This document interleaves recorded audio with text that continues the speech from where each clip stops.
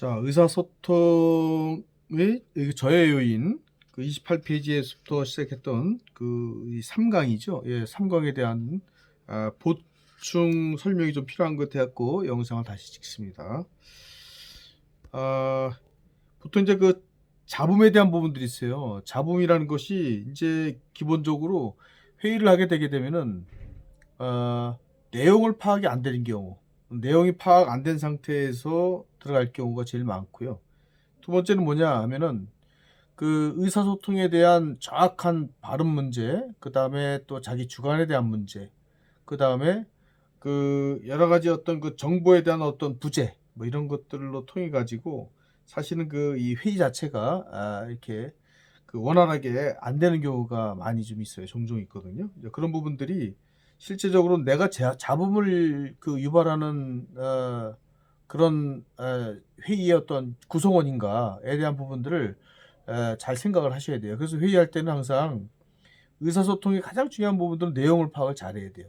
이 내용에서 핵심을 잘 파악하는 것이 되게 중요한데, 핵심을 빗나갔을 때 가장 중요한 부분들은 회의 자체가 느슨하게 돼버리거나 아니면은 회의에서 어떤 좋은 결과를 내기가 어렵다는 것이죠. 그래서 우리가 특히 이제 그 이 사적과 공적에 대한 부분들을 정확하게 정리해야 될 부분이 뭐냐면, 회의하는 사람 중에서 좀 보기 싫은 사람이 있어요. 그래서 감정적으로 많이 싸우기도 하고 뭐 이런 사람도 있는데, 그런 부분에 대한 부분들은 그 회의에 결부시키면 안 되는데, 회의와 인간적인 부분들, 사적 감정을 이제 결부시켜 가지고 사실 회의를 망가뜨리는 경우가 많이 있어요. 이제 그런 부분들이 제일 교수님이 우려하는 부분이에요. 그래서 목적을 정확하게 알아라. 이 회의가 왜 하는지, 회의에 대한 뭐 이 내용이 무엇인지에 대한 부분들로 돼야 이게 의사소통을 잘 한다는 거예요.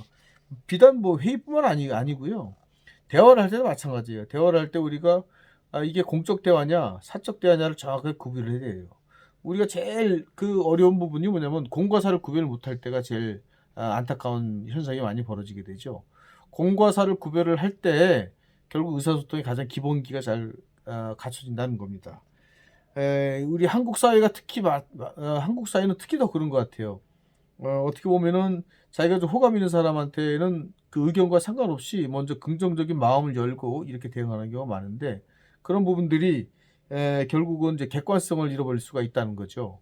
또 하나는 그 우리가 그 회의를 하거나 또 의사소통을 할 때 지금 사람들의 어떤 감정에 대한 부분들을 우리가 잘 받아쳐야 되거든요. 그러니까 항상 이성적인 사람만 만나는 게 아닙니다. 그래서 이성적이지 않는 사람을 만날 때도 그걸 적절하게 이성적으로 컨트롤하지 않으면 어렵다는 겁니다. 그래서 저희가 우리 이 의사소통하는 데 있어서 공과 사에 대한 부분들, 감정 컨트롤에 대한 문제, 이런 부분들이 조금 더 깊게 사려해서 가는 게 좋겠다. 저는 교수님 그렇게 생각을 하고 있어요. 그래서 기본적으로 이제 그 대화를 하는 데 있어서의 어떤 몰입과 그 다음에 경청을 하면서 결국은 이제 그 대화하는 사람이 자기가 가지고 있는 아이디어를 끊임없이 낼 수 있는 그런 환경을 조성하도록 그렇게 자기가 본인이 그렇게 처리를 해야 한다. 교수님이 이렇게 생각하고 있습니다.